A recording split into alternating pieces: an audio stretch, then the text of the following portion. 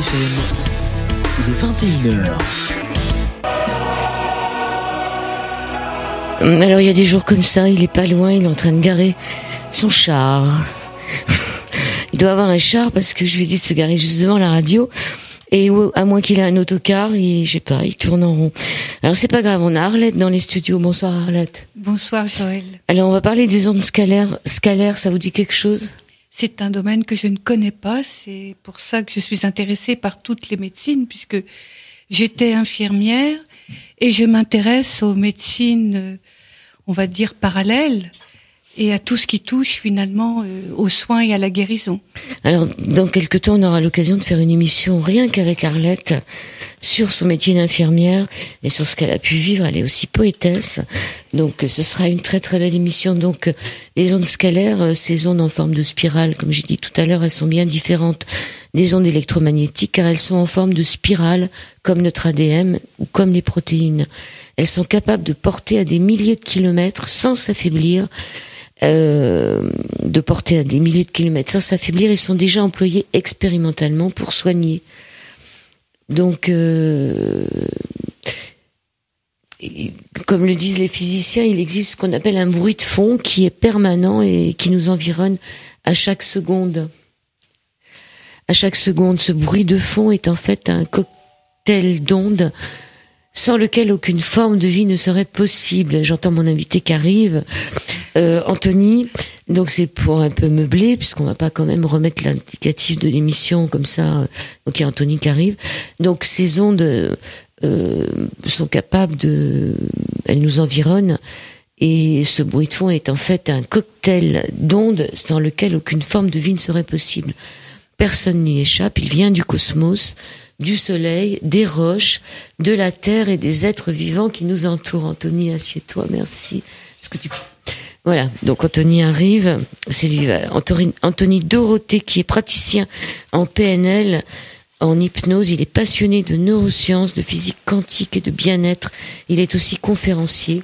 Et le thème de l'émission, alors on va dire pourquoi après, des spiritueux aux spirituels, guérir par les ondes scalaires.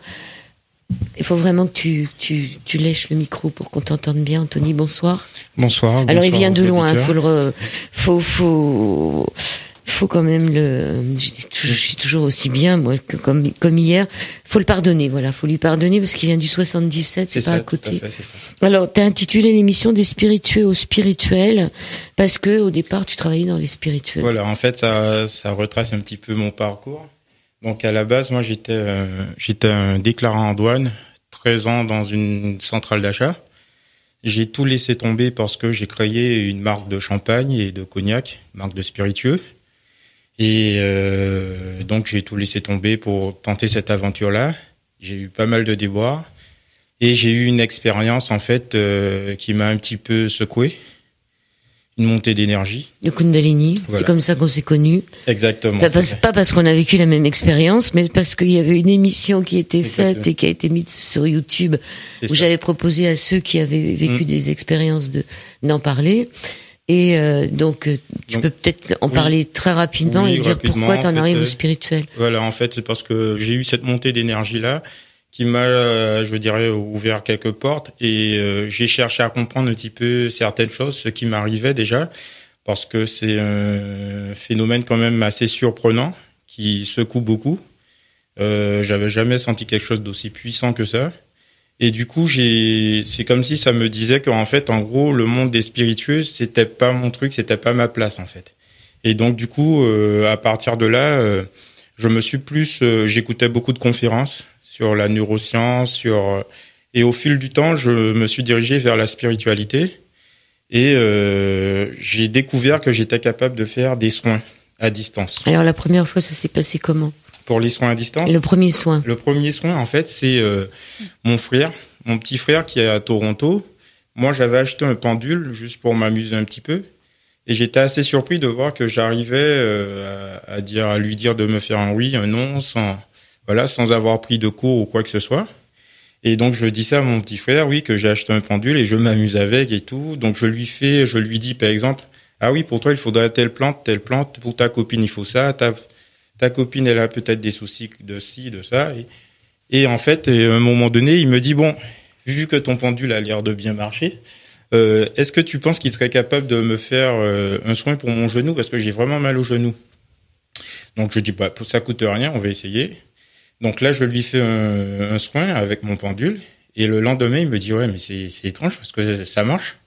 J'ai plus mal au genou. Alors comment t'as fait le soin, dis-moi? Bon, en fait, j'ai juste posé la question à mon pendule. En fait, j'ai dit, est-ce que tu es capable de soigner Frédéric? Et donc mon pendule a répondu oui, et il a commencé à tourner, à faire son soin. Donc tu visualisais son genou? Voilà. Non, même pas. En fait, j'ai juste laissé faire, en fait. Et donc le pendule s'est mis à tourner. Et j'ai demandé un moment, quand j'ai vu qu'il s'est arrêté, est-ce que c'est fini? Il m'a répondu oui. Donc j'ai trouvé ça surprenant. Et au début, je me suis dit, ouais, ça se trouve, c'est le phénomène placebo. J'y croyais pas trop, en fait. Il a toujours tourné dans le même sens? Oui, il a tourné dans le même sens, oui. Et après, je me suis dit, non, ça doit être le phénomène placebo. Et j'ai un deuxième exemple, c'est ma mère qui m'appelait et qui me dit qu'elle, elle aussi, elle a mal au genou. Et je lui dis, ben, je vais essayer de te faire un truc pour rigoler. Elle me dit, oui, vas-y, mais elle savait pas que j'utilisais le pendule et autres. Et le lendemain, elle m'appelle, elle me dit, mais je sais pas qu'est-ce que t'as fait. Même ta grand-mère m'a demandé quel médecin j'avais vu. Parce que en fait, elle boitait un petit peu. Et le lendemain, sa mère lui dit, ouais, mais t'as vu qui? Parce que tu ne boites plus, tu marches bien. C'est qui ton médecin? Et puis, donc, à un moment donné, j'ai commencé à me poser des questions, à me dire, mais c'est vraiment possible? Et j'ai rencontré des gens qui m'ont expliqué que j'avais pas besoin de pendule pour faire les soins, en fait. Et l'exemple qui m'a le plus surpris et qui m'a amené aux ondes scalaires, c'est le soin que j'ai eu l'occasion de faire à ma cousine, qui est à New York. Et donc moi, j'ai dû reprendre le travail, en fait, parce que bon, j'arrivais pas à joindre les deux bouts. Donc j'ai retrouvé un travail, et j'étais au travail, et elle m'appelle, elle me dit, oui, je me sens pas bien, est-ce que tu peux faire quelque chose pour moi? Sachant que une semaine avant, je lui avais fait un soin. Donc je dis, ok. Je vais dans les toilettes. Elle a dit ce qu'elle avait comme problème, non? Elle m'a dit qu'elle se sentait pas bien, elle avait froid ou chaud, quelque chose comme ça. J'ai dit, bon, bah, je vais voir ce que je peux faire. Et j'ai été dans les toilettes et j'ai fait mon soin en 5 minutes. C'est-à-dire que tu as visionné ta cousine? Voilà, en fait, voilà. Après, je la visionne et c'est comme si j'envoie une espèce de boule d'énergie, en fait, chez elle, avec de l'amour, de la gratitude. Et j'essaie de parler à ces cellules. Et pour moi, je pense que la médecine de demain, ça sera la médecine informationnelle, parce qu'on est entouré de champs d'information. Et donc, du coup, je fais mon soin. Et au moment où je m'apprête à lui envoyer un message pour lui dire, ça y est, j'ai fait ton soin, je reçois un message d'elle qui me dit, je sais pas si tu as commencé, mais je viens de ressentir une grosse chaleur sur moi. Et là, je me suis posé des questions. Je me suis dit, mais moi, j'étais à Saint-Ouen, elle était à New York. Comment ça peut être faisable et aussi rapidement que ça, en fait? Donc, à un moment donné, j'ai un peu douté de mes capacités. Je me suis fait confirmer tout ça par une guérisseuse, Sandrine Muller, en fait, qui était venue ici. Ouais. Voilà, exactement. Et c'était elle qui m'a dit, ben, écoute, Anthony, moi, je fais la différence entre les vrais guérisseurs et les soi-disant guérisseurs. D'après ce que tu me dis, tu es un vrai guérisseur. Ça, il y a pas, voilà, c'est ça. Tu es un vrai guérisseur. Mais je peux rien faire pour toi parce que tout est déjà installé. T'as déjà ton protocole. Tu sais comment faire. Je peux rien faire pour toi. Alors que moi, c'est vrai que je cherchais plus quelqu'un pour me dire, bon ben, voici le manuel. C'est comme ça. Il n'y a pas de manuel. Voilà, exactement. Et c'est là que j'ai compris que chacun a sa façon de faire, en fait, et que le plus important, c'est de faire les choses avoir une bonne intention quand on fait une chose et le faire avec amour. Et après, les choses se mettent en place. Et donc, à partir de là, je me suis dit, mais j'aurais bien aimé savoir comment ça fonctionne. Et comme le hasard n'existe pas, je tombe sur un article qui parle des ondes scalaires. Et en fait, je contacte une personne, le docteur Hervé Génésec, qui est spécialiste français dedans. Et j'écoute ses conférences et je me dis, ben c'est ça vient des ondes scalaires. Et là, je comprends, en fait. Et je me dis, mais c'est quoi ces ondes scalaires-là? En fait, ce sont des ondes qui ont la particularité d'être longitudinales et non sinusoïdales comme les ondes électromagnétiques. Et ces ondes, elles traversent tout corps, toute matière, en fait. Y compris les cages de Faraday. Y compris les cages de Faraday. Et il y il y a eu des expériences qui ont été faites en fait en mettant 2 méditants dans des cages de Faraday, et en fait ils ont envoyé une impulsion électrique au niveau du cerveau d'un des méditants, et l'autre systématiquement on a vu qu'il y a au niveau de son cerveau à la même zone, au même moment, il y a eu une activité qui a été décelée en fait, et il y a eu plein d'expériences qui ont été faites. Et en fait, c'est pour moi l'important dans les ondes scalaires, c'est la composition des ondes scalaires. Les neutrinos. Voilà, les fameux neutrinos qui sont composés de la matière noire qui est le cosmos en fait, et de biophotons, des particules de lumière.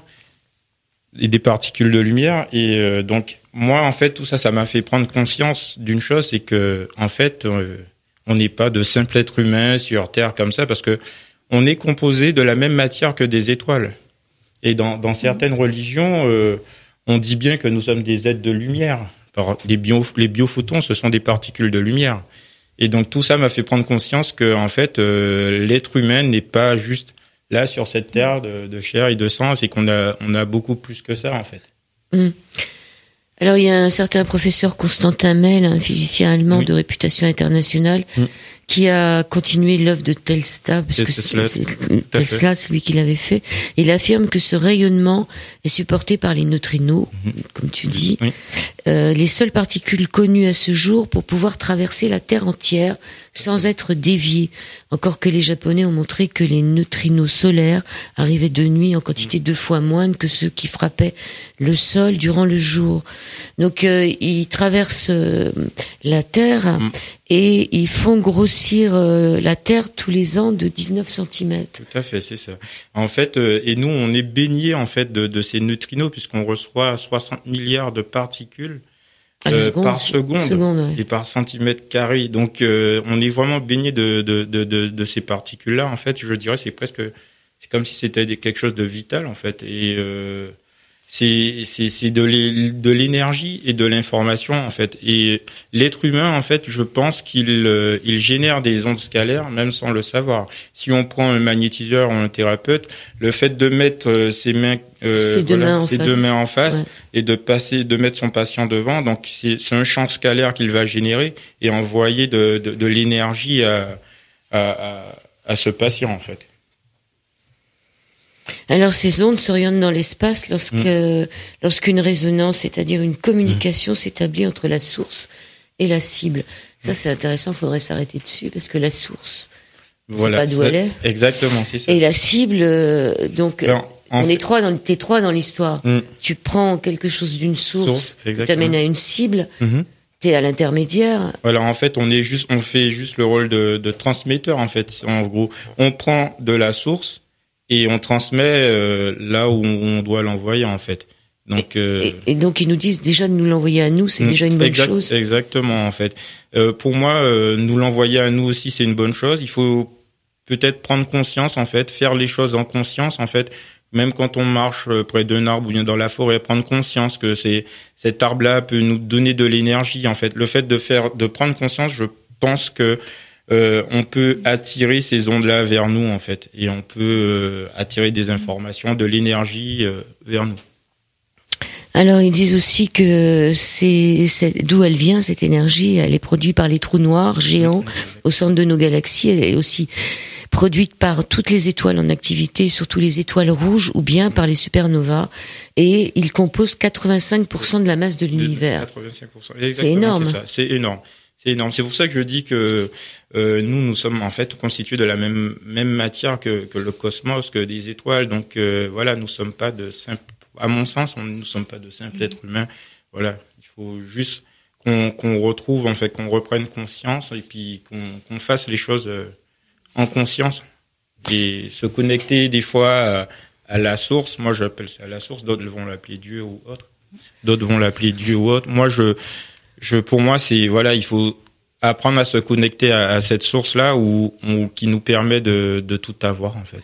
Alors c'est pour ça que dans certaines conférences, on demande aux gens d'avoir les mains ouvertes comme Exactement, ça. D'avoir les mains ouvertes ou alors d'avoir les mains aussi en prière. Oui, tout à fait. Donc la prière et la méditation peuvent nous amener à un degré de fréquence. Exactement. Et puis la première machine, en fait, on va dire l'homme, il est capable de générer en fait des ondes scalaires en fait quand il est en méditation ou bien même en prière. En fait, le fait de se mettre en prière, en méditation, fait que le cerveau génère des ondes, en fait. Et ces ondes-là sont des ondes scalaires aussi. Donc, tout ça, c'est l'homme, il est capable de générer ces ondes-là. Donc, alors, tu as donné des conférences sur les ondes scalaires? J'ai donné une conférence, une première conférence sur les ondes scalaires. Et puis, là, j'envisage de faire aussi des ateliers également. Atelier, séminaire sur 2 jours, on va parler de PNL, d'hypnose et également d'ondes scalaires et apprendre un peu de spiritualité et apprendre en fait un petit peu à se reconnecter à soi-même en fait. Pour moi, je pense que c'est essentiel apprendre à se déconditionner parce que quand on regarde aujourd'hui, les gens sont tellement en fait conditionnés. Et que il y en a beaucoup qui disent ah non, j'en ai marre de cette vie, je veux changer, mais ils font la même chose. Si on veut changer, on fait quelque chose de différent. Et donc il faut apprendre à se déconditionner et voir en fait ce qu'il y a à travers, en fait ce qu'il y a au-delà. Alors les aborigènes disent que les arbres chantent. Traduite en physique, cette affirmation signifie qu'ils émettent en permanence un quota de ces ondes scalaires. Oui. Typique de l'espèce, de la longueur et du volume de l'arbre. Et nous aussi, nous émettons nos propres ondes en spirale. Oui, tout à fait. Ils disent que les ondes émises par un cerveau en fonction sont des champs de torsion. Nous disent depuis 40 ans les chercheurs russes, c'est-à-dire encore des ondes en vortex. Elles peuvent passer, on dit, à travers les cages. Tout à fait. Mais en fait, il faut savoir aussi qu'en parlant de vortex, que le corps humain, en fait, le sang, la lymphe, en fait, tout ça, ça fonctionne en vortex aussi. On dit bien qu'on a des chakras, voilà. Donc tout ça, il fonctionne en vortex. C'est pour ça que les ondes scalaires sont importantes, puisque les ondes scalaires fonctionnent en vortex aussi. Et l'ADN. Et voilà, l'ADN, les protéines, c'est exactement la même forme en fait qu'une onde scalaire. Alors, on est traversé à chaque seconde. Hein. Exactement, on est par ces ondes-là.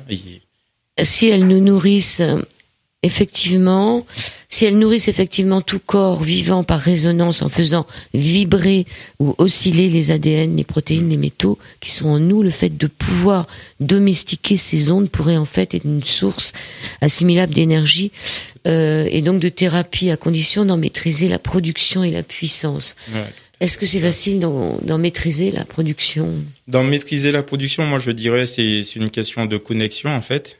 Et puis la puissance, là je pense que on peut pas vraiment contrôler la puissance parce que ça vient de quelque chose qui nous dépasse, qui vient de la source. Ouais, surtout qu'elle gagne de la puissance. En fait, elle perd pas elle en gagne. Elle en gagne de la puissance et puis on dit que en fait une onde scalaire en fait par la loi de l'attraction, en fait, elle va attirer toutes les autres ondes, en fait, de la même nature. Donc, voilà, une onde scalaire va attirer d'autres ondes scalaires, donc, et en plus, elle gagne de la puissance. Donc, voilà, la contrôler, c'est difficile à dire, quand même.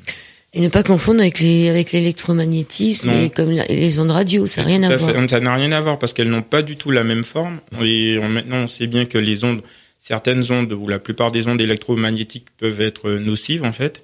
Ce qui n'est pas le cas pour les ondes scalaires.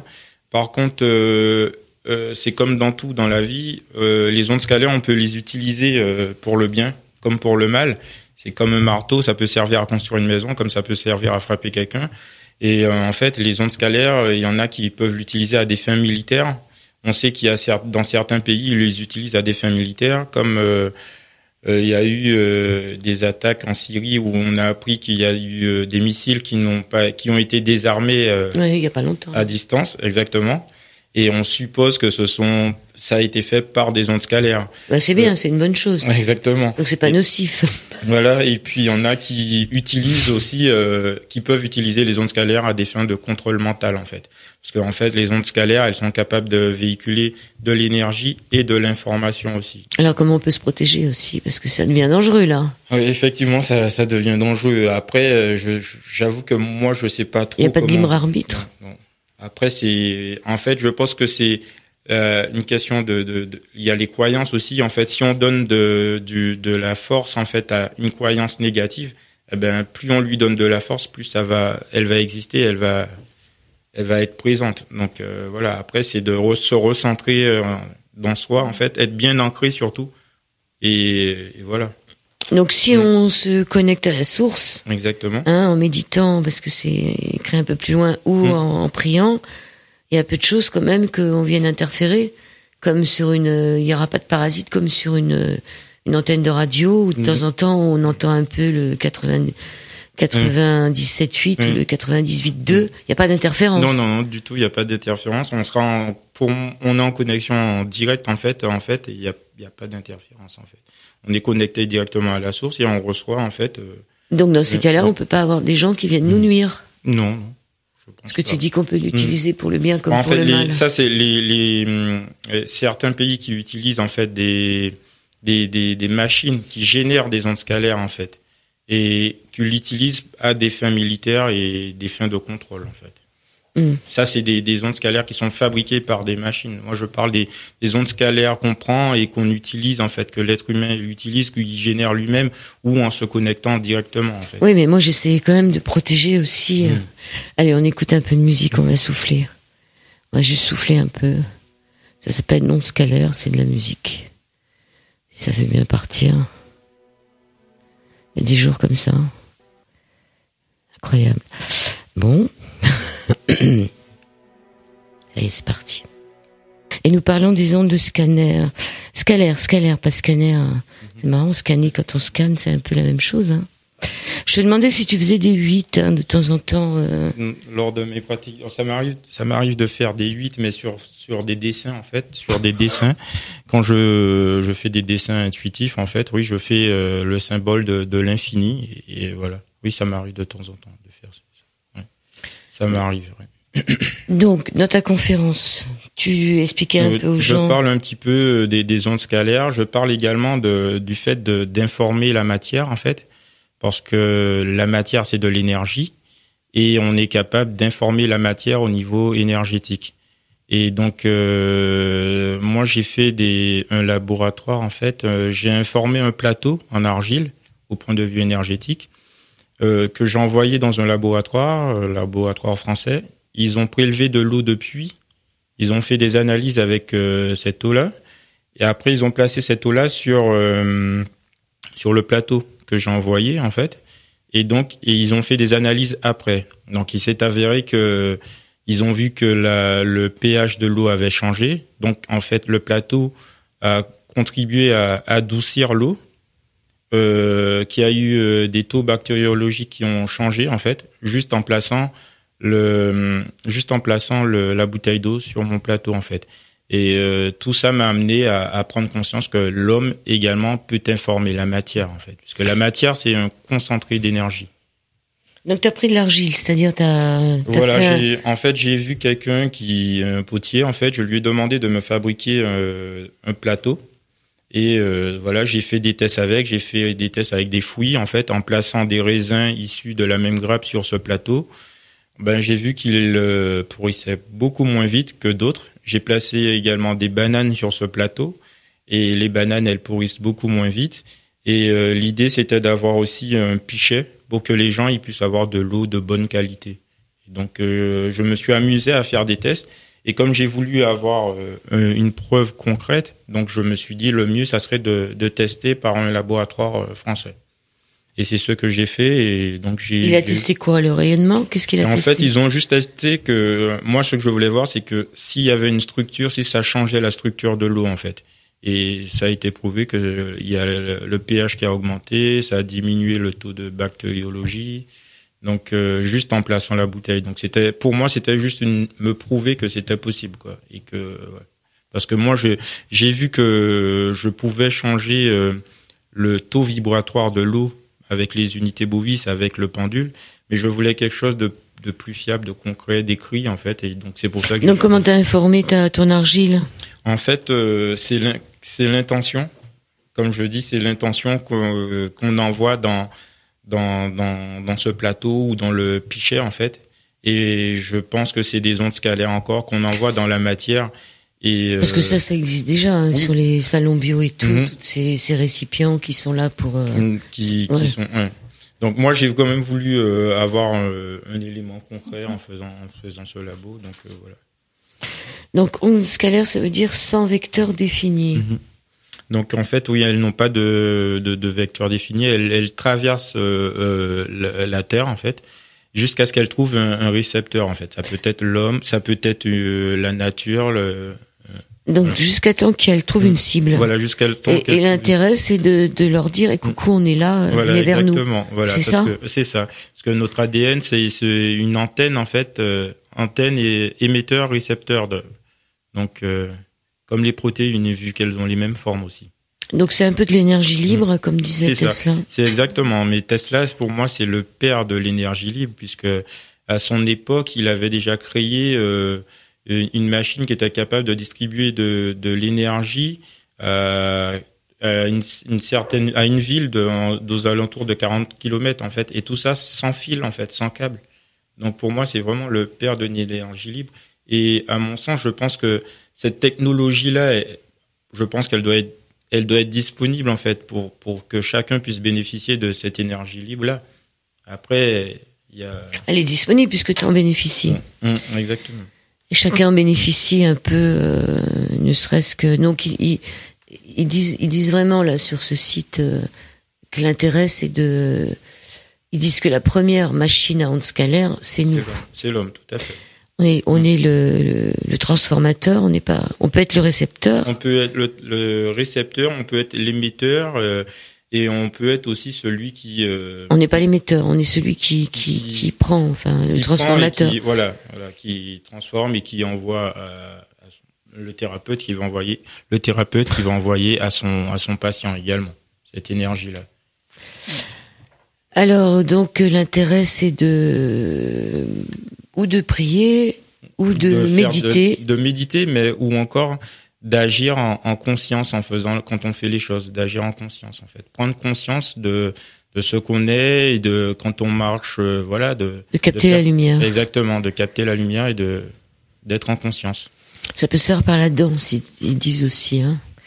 Par la danse, les chants, les mantras, tout ce qui est destiné à justement appeler ces ondes. Oui. Qu'est-ce que tu leur disais encore dans ta conférence ? Je pense aussi que c'est comme tout est vibration en fait. Il faut se mettre à une certaine vibration en fait pour attirer aussi ces ondes-là. Le fait de se mettre dans une certaine vibration, ça va attirer des ondes de la même vibration. Donc c'est pour ça qu'il faut faire attention à sa façon de penser, à ses émotions, à son état d'être en fait. Alors que nous, on a un GPS interne, nos émotions, en fait, quand on sent qu'on se sent pas bien, tout de suite essayer de se dire non, on nous dit que ça va pas, et essayer de se ressourcer et de faire quelque chose qui nous fait plaisir pour qu'on puisse se mettre dans de bonnes vibrations, en fait. Et je pense que c'est ce qui fait que après on peut attirer ces ondes vers nous, en fait. Alors comment la méditation ou la prière fonctionne-t-elle ? Ils disent que c'est des zones alpha, que c'est des questions de se mettre à une certaine fréquence, zone. Ouais. En fait, c'est comme par exemple quand on fait aussi de l'hypnose, on se met à une certaine fréquence en fait, et le fait de se mettre à cette fréquence-là, on génère des ondes. C'est combien la fréquence de l'hypnose ? Je l'ai plus trop en tête pour l'hypnose. Je l'ai pas en tête. Je crois que on se met en θ. Alors, il y a zone alpha 8-12 Hertz. Et là, donc, il parlait de la fréquence de Schumann, qui est complètement controversée en ce moment. L'intérêt, c'est pas la fréquence de Schumann qui bougerait, mais ça serait le magnétisme de la Terre. Mais bon, moi, je trouve que ces derniers temps, oui, on voit qu'il se passe beaucoup de choses, qu'il y a beaucoup de prise de conscience de la part des gens. On voit qu'il y a des villages qui commencent à se constituer, des gens qui essaient de retourner vraiment vers la nature, à faire attention à ce qu'ils font, ce qu'ils mangent. Et je pense que c'est dû à ça, en fait, ce côté magnétisme de la Terre qui augmente. Et ça pousse les gens à vraiment à retourner à la source, vraiment, en fait, à prendre soin d'eux et à vivre différemment. Donc, si nous nous arrêtons par la prière ou la méditation à 7,83 Hz, nous entrons en résonance avec la Terre et nous pouvons prendre cette énergie de l'environnement peut-être 2 à 3 fois mieux que durant le jour, puisque ces ondes scalaires, elles sont moins fortes la nuit. Elles sont moins fortes la nuit, tout à fait. C'est divisé par 2, en fait, d'après ce que les études chinoises nous disaient qu'en fait, on reçoit en fait 2 fois moins d'ondes scalaires la nuit. Donc la méditation comme la prière sont donc des états modifiés de conscience qui nous rapprochent de notre planète d'une part et qui nous chargent littéralement en énergie telluro-cosmique. C'est ça. C'est-à-dire l'intérêt de méditer, c'est pas de lâcher prise, c'est de se recharger. Voilà, tout à fait. On pense toujours le contraire, mais en vérité, c'est de se recharger. C'est se recharger, c'est être en connexion et avoir cette énergie-là et voilà. Alors, ils disent qu'il y a des appareils de thérapie en biorésonance, mais bon, ça, il faut s'en méfier un peu. Exactement, oui, parce qu'on trouve un peu de tout et du n'importe quoi. Je suis contente de te l'entendre dire. Parce que c'est le grand phénomène de c'est la mode, en fait. Ouais. Quand on va dans les salons, il y a toujours on vous propose toujours des appareils de thérapie avec des résonances, soi-disant pour améliorer, mais bon, moi je me méfie. Ça coûte très cher et ça coûte excessivement cher. Et ça donne pas beaucoup de résultats. Ça peut pas faire de mal, je crois, mais ça. Moi je fais toujours confiance à l'homme parce que je pense que l'homme peut surpasser la machine et comme j'expliquais en fait du fait que ça soit l'homme qui génère les ondes scalaires, il va attirer les ondes de la même forme en fait, de la même spécificité, alors qu'une machine non en fait, comme c'est pas produit naturellement en fait, c'est fait par une machine, ça va pas marcher en fait. Ça veut dire qu'elle va émettre juste une onde scalaire en fait. L'être humain, quand il va se mettre en résonance, il va se mettre dans un certain état méditatif, en fait, il va attirer beaucoup plus d'ondes, en fait. Oui, surtout quand on dit qu'on peut très bien les attirer soi-même sans passer par quelqu'un d'autre. Tout à fait. Donc ils disent, en fait, les développements de ces technologies, à l'exception de la technologie allemande Oberon, dérivée du métatron, russe, ne connaissent tout simplement pas la réalité des ondes scalaires et leur importance en physiologie. C'est-à-dire qu'il faut vraiment se méfier si on achète des appareils. Exactement. D'autant plus que à ce jour, on n'est même pas capable de mesurer vraiment ces ondes. En fait, on sait que ça existe, mais il n'y a pas vraiment une machine qui va dire on a un pourcentage d'ondes scalaires ou il n'y a pas de machine qui existe à ce jour en fait pour calculer les ondes scalaires. Donc c'est pour ça que on sait que ça existe, on peut en générer, mais il n'y a pas de machine pour calculer vraiment les on peut pas les arrêter peut-être tout simplement, ils n'ont pas envie d'être calculés. Je pense que ça doit être ça. Ça doit être ça. Est-ce que tu as entendu parler de Georges Lakhovsky ? Oui, en fait, c'est lui qui a inventé la première machine à ondes multiples en fait. Il a travaillé également à Paris, il a fait de nombreux essais. Il a soigné des cancers avec sa fameuse machine. Et, la lèpre, les ulcères à l'estomac, exactement. La syphilis, les cancers. C'est... Ouais. Et alors donc, en fait, lui, je pense que lui, il a créé cette machine-là. Et son discours, c'est de dire, en fait, en gros, que le corps, en fait, toutes les cellules du corps vibrent à une fréquence, en fait. Et par le fait de sa machine, des ondes scalaires, l'idée c'est de rétablir en fait la bonne fréquence quand une cellule est malade en fait. Il les mettait entre 2 antennes, il assied deux antennes et il mettait assis son patient. Mais bon, il travaillait quand même sous des tensions énormes de l'ordre de 450 000 à 480 000 volts. Qu'est-ce que c'est devenu ces travaux-là ? Ça a été, ça n'a pas donné de suite. Il a arrêté. Et il y a le professeur Mel, lui, qui a sorti sa fameuse machine à ondes scalaires, lui, qu'on peut retrouver dans certains hôpitaux, je crois, allemands. Mais c'est des machines qui sont quand même assez onéreuses. Et les Russes aussi doivent être forts là-dedans. Les Russes sont très très forts dedans. Ils l'utilisent également à des fins militaires aussi, apparemment. Il existe aujourd'hui de nombreuses copies de l'appareil original de Riff. Mais s'il s'agit bien de tubes à plasma, ils sont tout petits et ne créent pas un champ suffisant, grand pour englober une personne. Est-ce que tu as essayé de t'intéresser à ces appareils-là, toi ? Non, parce que j'ai lu un petit peu, je me suis documenté dessus, mais moi je pense que l'être humain, en fait, il est capable de se passer des machines. Voilà, de se passer des machines, en fait. Et alors, il y a un fameux Antoine Prieuré. Oui, j'en ai entendu parler. 1912-1983, qui vécut en France dans les années 40 à 80. C'était un électronicien autodidacte sans connaissance théorique, mais d'une intelligence pratique hors norme. Il fit fonctionner lui aussi un tube à plasma de puissance de plus en plus forte, capable de traiter les animaux d'expériences qui lui étaient soumis, puis les patients humains qui vinrent le voir. Là encore, provenant d'un plasma sous tension, il s'agissait d'ondes scalaires très efficaces pour soutenir l'immunité. Voilà, donc il y a plein de gens qui ont bossé dessus, et les derniers en date, ça serait qui alors ? Le dernier, c'est le professeur Mel qui est vraiment un expert dedans, en fait, et qui donne des conférences et qui met en place des machines à ondes scalaires. C'est le dernier en date qui... Lui, il vend des machines. Oui. Et il fait des conférences, il forme des ingénieurs, il fabrique des machines, donc il est assez pointu dans le domaine. Et t'as suivi sa conférence ?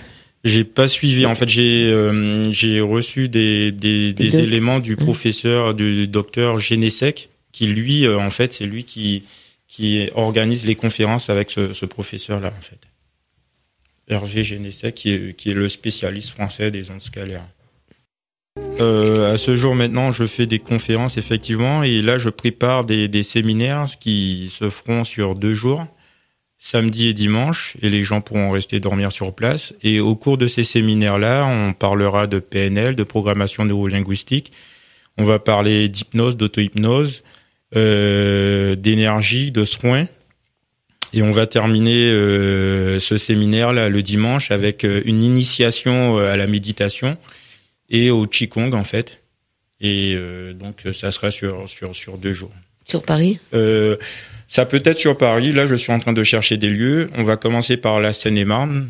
C'est plus proche pour moi. Et après, on peut en faire sur Paris. On fera un peu partout, en fait. L'idée, c'est de donner des outils aux gens pour qu'ils puissent apprendre à gérer leurs émotions, à voir les choses autrement, à voir la vie autrement et à se ressourcer, en fait.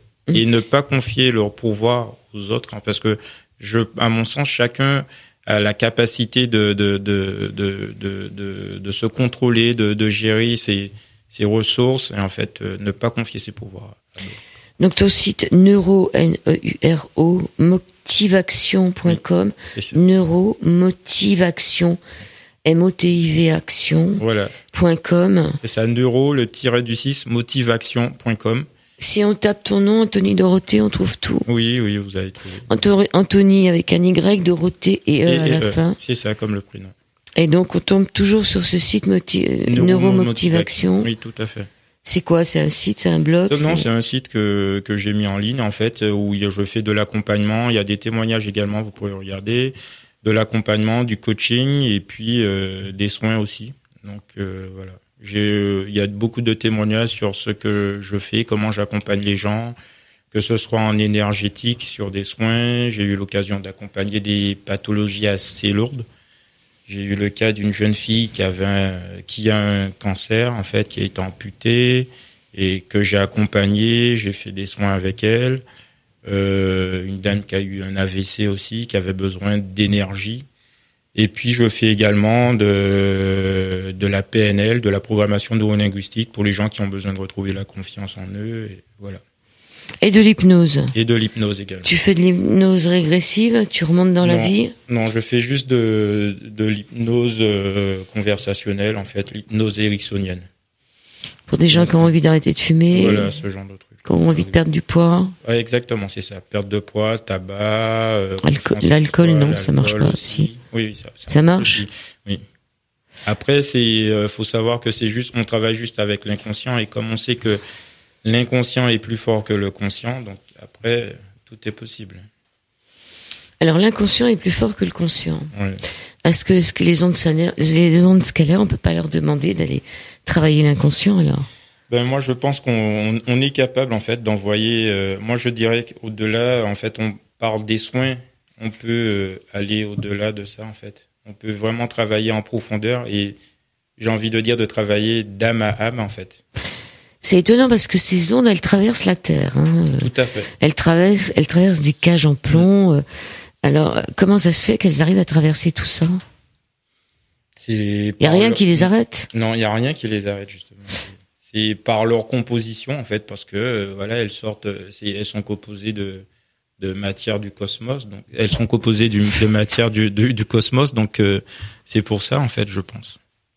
Donc si rien les arrête, ça veut dire que c'est les mêmes qui tournent en rond, ou je suis curieuse, mais elles s'arrêtent pas sur toi, elles t'aident, mais en vérité elles vont plus loin. En fait, elles s'arrêtent du moment où elles arrivent à trouver un récepteur. Par exemple, elles vont s'arrêter parce elles arrivent au niveau de l'ADN. Voilà, elles vont s'arrêter. Elles vont faire leur travail. Voilà, elles vont apporter l'énergie et l'information. Et après. Et voilà. Ça et après. Là. Et après, on en reçoit, mais on en reçoit continuellement. Oui, non, mais après, nous, on en génère, en fait, ces ondes-là. Les ondes on les a reçues. On en génère aussi, en fait. Donc finalement, c'est un flux qui est continu, en fait. C'est un flux continu. Elles nous traversent toute la journée, sans qu'on en ait conscience. Voilà, c'est ça. Mais si on leur demande de s'arrêter, elles font leur travail.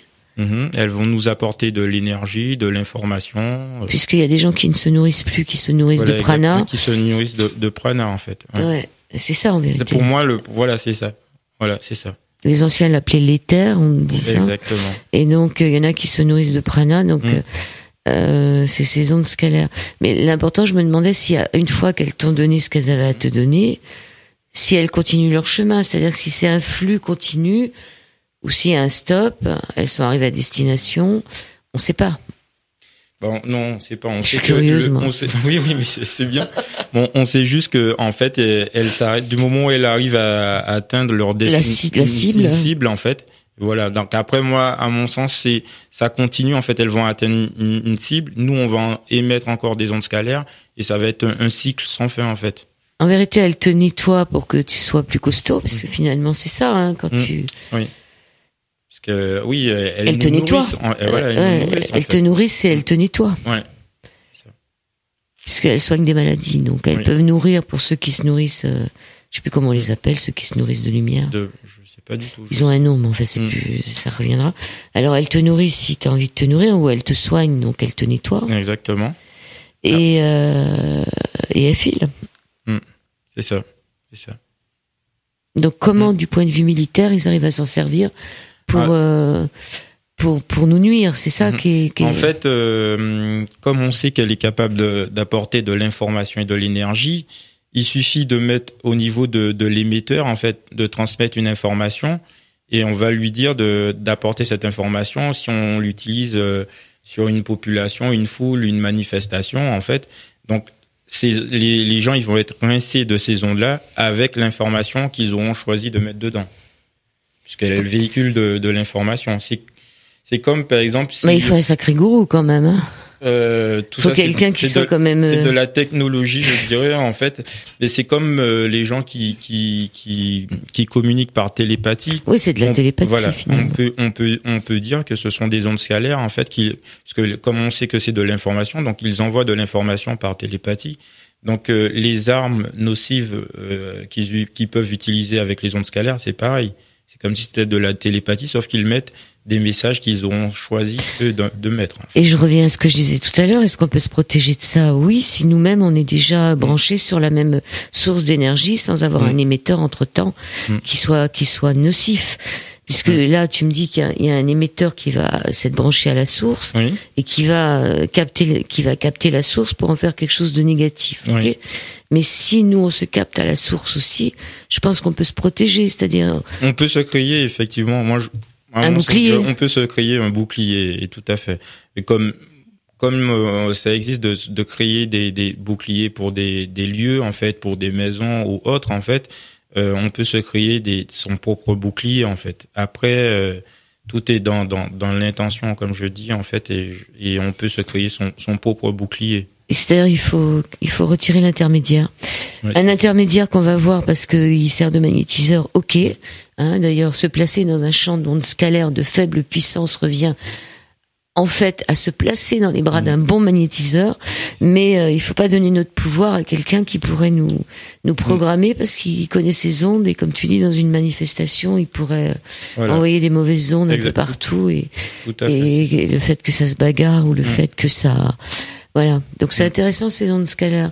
J'invite tous les auditeurs et les auditrices à se pencher sur ce problème. T'as un mail où on peut... Oui, on peut me contacter à contact@neuromotivation.com. Neuro le -6 motivation.com. contact@neuro le -6 motivation.com. Ou sinon, je peux laisser mon numéro, ça me gêne pas. Donc c'est le 06 60 18 34 63. 06 60 18 34 63. Alors notre dame aujourd'hui qui n'est au courant de rien, qu'est-ce que vous en pensez, Arlette, de ces ondes scalaires, pardon. Très très intéressant. Et ce qui m'a vraiment aussi intéressé, vous avez insisté sur l'intention. Oui, tout à fait. Parce que je crois tout part de là, de l'intention. C'est bien pour ça que... Voilà. Et finalement, c'est, je dirais, le point peut-être le plus important. Exactement. Ça pourrait même faire réfléchir, je dirais, toute l'humanité. Exactement. Et on peut même travailler peut-être presque en prophylaxie, dans l'éducation. Tout à fait, c'est ça. Moi, je vous rejoins là-dessus. Oui, mais il faut pas programmer les enfants. C'est-à-dire que c'est très difficile de prendre le pouvoir sur les gens.